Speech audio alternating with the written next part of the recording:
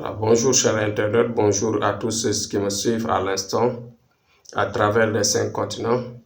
Thierno revient pour parler bien sûr d'une certaine relation qui pourrait advenir entre les médiums et les âmes disparues et encore le marabout avec les âmes disparues, si cela est possible. Bon, la question qui m'a été posée, voici la réponse. Bon, le médium, comme il a à chaque fois le pouvoir, la capacité de parler avec le monde invisible, bien sûr, le marabout voyant, ou bien le voyant tout simplement, qui a la forte concentration, c'est-à-dire le don réel. Je ne parle pas du charlatan ou bien de quelqu'un qui fait de la voyance selon ses possibilités, par d'autres moyens. Mais je parle du voyant qui a une certaine sensation, c'est-à-dire le 6e sens réellement pour atteindre et arriver à parler, à avoir le contact avec les âmes errantes. Les âmes qui errent, ou bien par exemple les âmes qui sont parties de l'au-delà définitivement, qui sont parties très loin. Vous voyez qu'il y a ce qu'on appelle les âmes errantes dont je viens de dire, qui de temps en temps passent leur temps dans leur famille. C'est pourquoi les enfants ou bien certains membres de la famille qui ont un niveau de rêve un peu fort, en général, ils se réveillent le matin et disent « J'ai rêvé mon grand-père décédé, j'ai rêvé mon oncle décédé, mon père décédé ou bien mon parent décédé. Il est venu dans la maison, il a fait ceci, il m'a dit ceci, il a dit ceci, il a fait ceci. » Donc, ces personnes qui rêvent là, en général, ce ne sont pas des rêves de bon appétit. Non, il s'agit bien sûr d'un message. Les âmes qui reviennent, les âmes errantes qui passent leur temps dans les familles, ou bien au niveau des amitiés de longue date, en général, ils reviennent vers eux et leur parler des choses, c'est-à-dire de ce qu'ils doivent éviter. S'il y a un danger, en général, ils viennent parler. S'il y a bien sûr de bonnes choses qui viennent, ils viennent les parler. En général, quand il y a de graves dangers qui vont venir, ils leur disent de leur faire des sacrifices, des aumônes, de sortir bien sûr des denrées alimentaires ou bien des plats bien préparés pour donner ça aux mendiants, aux nécessités, par exemple, aux voisins. Donc, ça, c'est un message que les âmes nous parlent.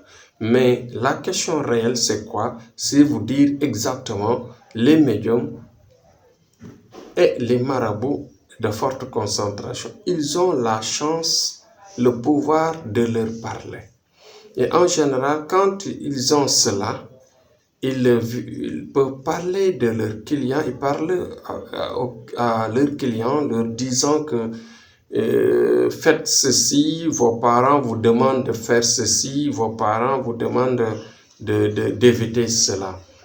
Donc, c'est-à-dire, en ce moment, ils ont la capacité de parler avec les âmes errantes, c'est-à-dire les âmes proches qui sont des parents et qui savent ce qui se passe.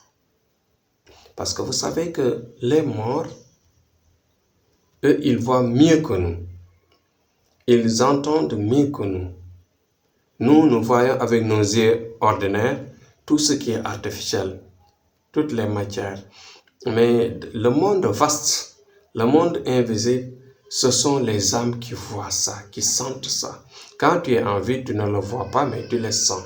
Mais juste après la mort, quand, bien sûr, l'âme se retire de la matière du corps, automatiquement, l'âme commence à observer le monde de l'enfer, le monde du paradis, le monde de Barzakh, c'est-à-dire le monde de l'attente, qui est au milieu. Donc voilà, c'est pourquoi les médiums et les grands voyants, ils ont cette capacité. Voici la réponse. Ils ont réellement cette capacité. Et en général, quand ces gens-là sont en étroite collaboration avec vous, ils vous parlent de temps en temps. Moi, il m'arrive par exemple d'appeler à un client, ou bien à un voisin, ou bien à un ami, à un parent, de lui dire que ton père te demande de lui faire tel ou tel plat, son père te demande de lui faire telle ou telle prière. Voilà. Donc, c'est des choses qu'il demande.